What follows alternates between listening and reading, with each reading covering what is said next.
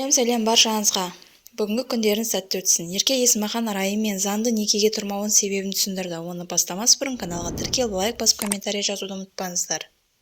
Ерке Есмахан райымен заңды некеге тұрмауының себебін түсіндірді. Жұлдызды жұптың заңды некеге тұрмауының себебін сұраған оқырманға Ерке Есмахан жауап берді.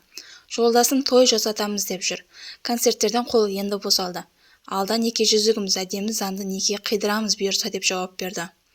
Желі қолданушылары Ерке Есмахан мен райының қарым-қатынасын қай уақыттан бастағанын түсінбейді.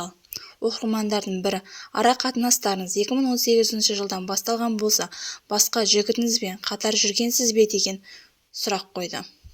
Ол Нянтин Уан тобындағы экс-мүшесі Азаматты меңзеп. Әнші бұл сұраққа тереңінен тоқталып, мән-жайды өзі түсіндірді жөн көрді. Сіздер тек жаман жағын ойлауға дайын тұрасыздар. Көп сынақтан өтіп, жасқа, басқа қарамай екеуміз қосылдық деп, неге жақсы жағын ойламайсыздар өсе қумай. 2018 жылы таныстық, табыстық, біраз уақыттан соң қоштастық. Уақыт өтіп, қайтып қосылдық, қайта қоштастық. Осылай қайталана берді. Бірге бола алмаймыз деп шештік. Уақыт өтіп, қайтып қосылдық. Ол басқаға үйленбеді, мен басқаға тұрмысқа шықпадым. Арамызға TikTok көмекке келді. Осылай екеуміз қазір біргеміз.